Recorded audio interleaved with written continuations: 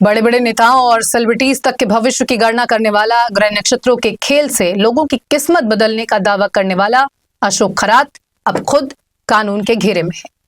खरात की गिरफ्तारी से न सिर्फ राजनीतिक गलियारों में हलचल मच गई है, बल्कि उन लोगों की भी आंखें खुल गई हैं जो आंख मूंद कर ऐसे तथाकथित ज्योतिषियों पर भरोसा करते हैं। अशोक खरात की पहचान सिर्फ एक ज्योतिषाचार्य तक सीमित नहीं थी। उसके पास राज्य के कई बड़े नेता, कारोबारी और प्रभावशाली लोग पहुंचते थे। कई लोग उसे अपना गाइड मानते थे और महत्वपूर्ण फैसलों से पहले सलाह लेने आते थे। यही वजह था कि उसका नेटवर्क लगातार मजबूत होता चला गया और उसकी पहुंच बढ़ती चली गई।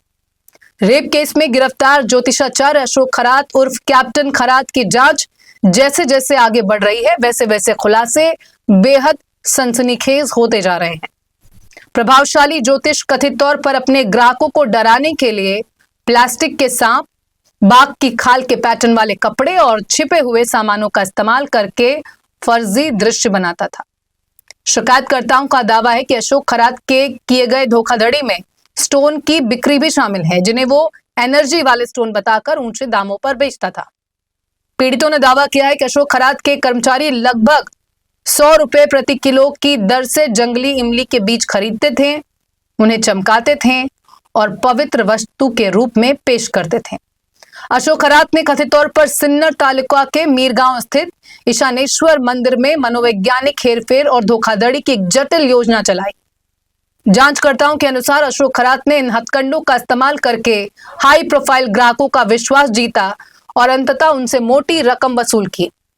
वरिष्ठ पुलिस अधिकारियों ने बताया कि जांच से पता चला है कि अशोक खरात ने आगंतुकों को धोखा देने और डराने के लिए नाटकीय और भय पैदा करने वाले हथकंडे अपनाए।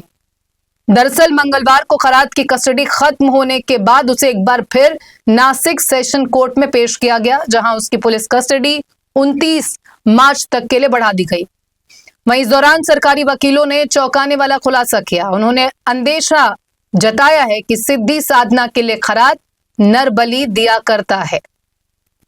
सरकारी वकीलों ने कोर्ट को बताया कि खरात के पास से 6,53,000 कैश और एक लैपटॉप जब्त किया गया। उसके फार्म हाउस से मिली 5 खाली कारतूस भी जो बरामद हुए हैं, वो भी अहम दस्तावेज के तौर पर सुरक्षित रखे गए हैं। वकीलों ने अंदेशा जताया कि खुद को सिद्ध पुरुष कहने वाले 67 साल के खरात ने महिलाओं का यौन शोषण करने के अलावा 5 लोगों की बलि भी दी है। लोगों के मन में डर पैदा करने के लिए उन्हें बाघ और सांप दिखाया जाता था। लोगों को हिरण की काली और सफेद कस्तूरी दी जाती थी। खरात पर नरबली के इस नए आरोप के बाद उस पर कानूनी शिकंजा कस गया है। वहीं खरात के काले कारनामों का काला चिट्ठा मंगलवार को विधानसभा में सीएम देवेंद्र फडणवीस ने भी खोला। उन्होंने बताया कि पाखंडी बाबा के 35 अश्लील वीडियो सामने आए हैं और उस पर 8 एफआईआर दर्ज की गई है। उसने अकूत संपत्ति बनाई और देश छोड़कर भागने की फिराक में था। सीएम ने कहा कि बाबा की मदद करने वाले किसी भी व्यक्ति को बख्शा नहीं जाएगा, चाहे वो सत्ता पक्ष का हो या विपक्ष का। खरात साधारण जालसाज नहीं है, बल्कि उसने ब्रह्मांड विज्ञान और दैवी शक्तियों के नाम पर हाई प्रोफाइल महिलाओं का मानसिक और शारीरिक शोषण किया। पुलिस की सक्रियता से उसे देश छोड़कर भागने से पहले ही दबोच लिया गया।